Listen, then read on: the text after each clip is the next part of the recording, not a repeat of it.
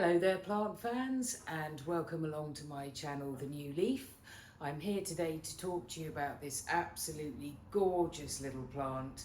It must be one of the cutest, most charming little houseplants there is, and that is Peperomia Prostrata, otherwise very well known as string of turtles.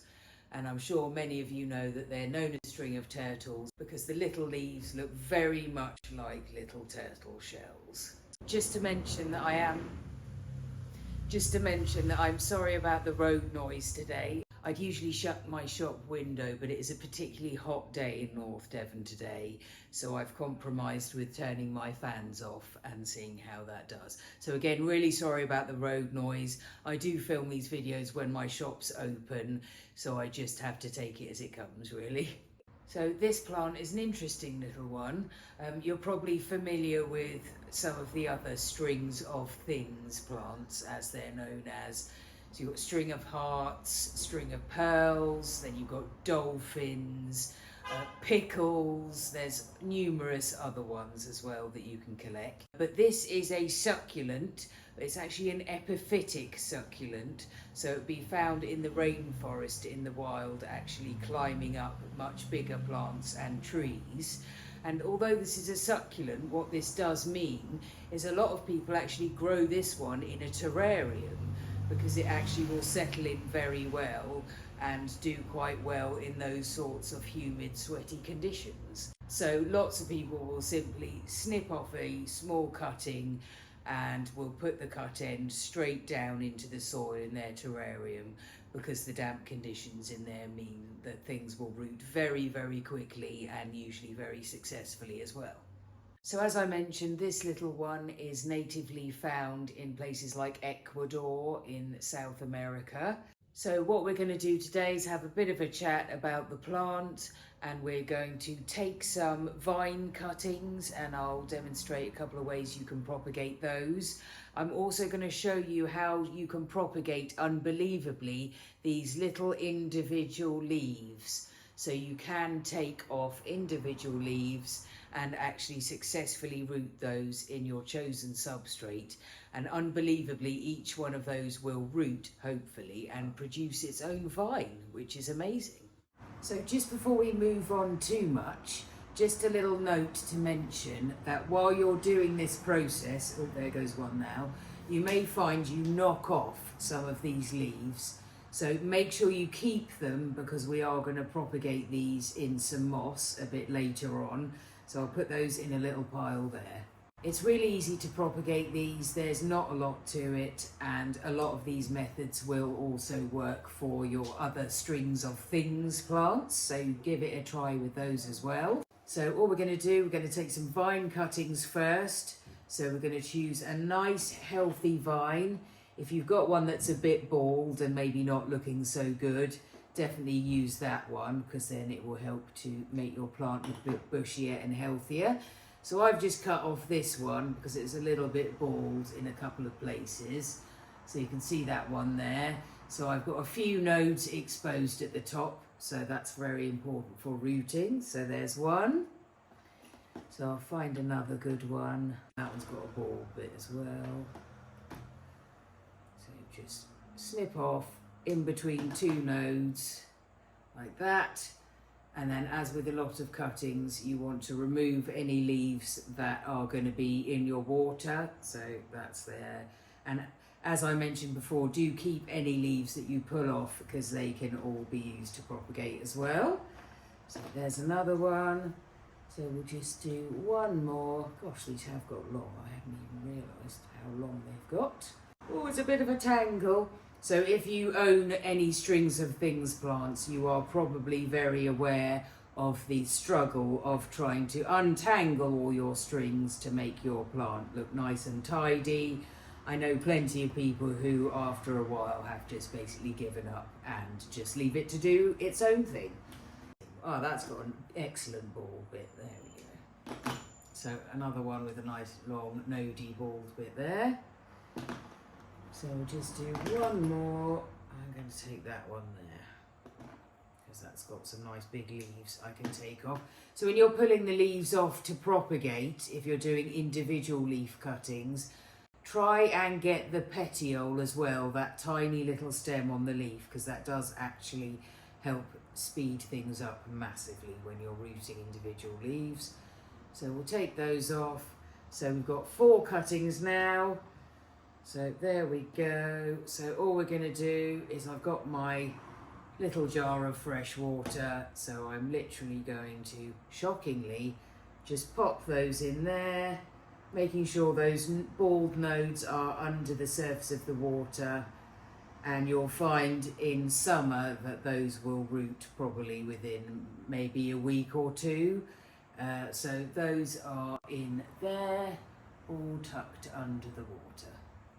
So now we've taken our vine cuttings. You can also put these into some damp soil instead of water if you prefer to do it that way.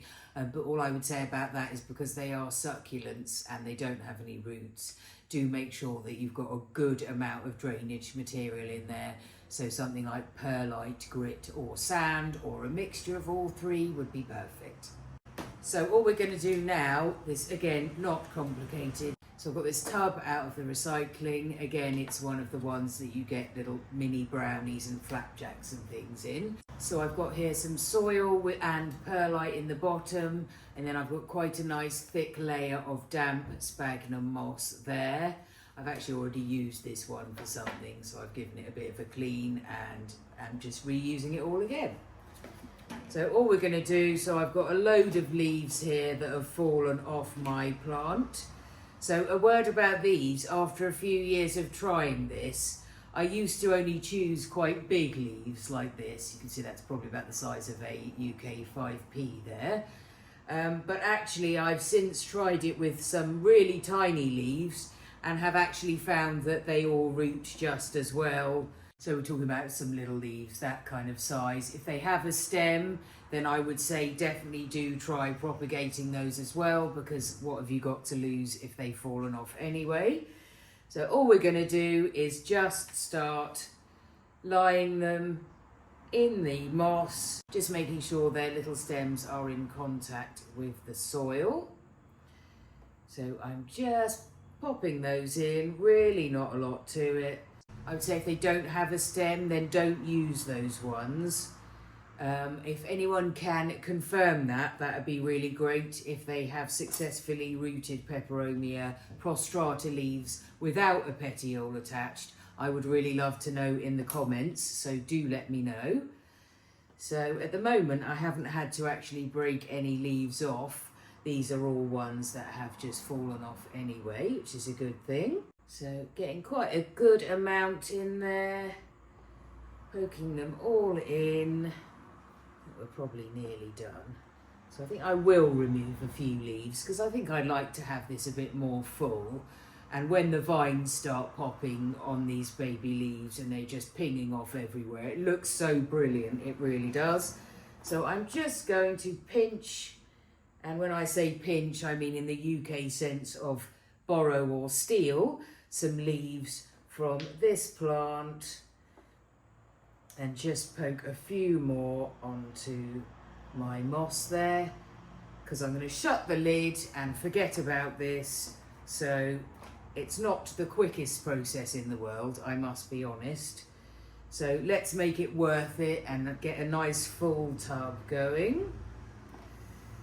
It's probably nearly enough now, because we do want to leave them a bit of room, although you can pack these in fairly tightly. So maybe 1 or 2 more. Pop them in.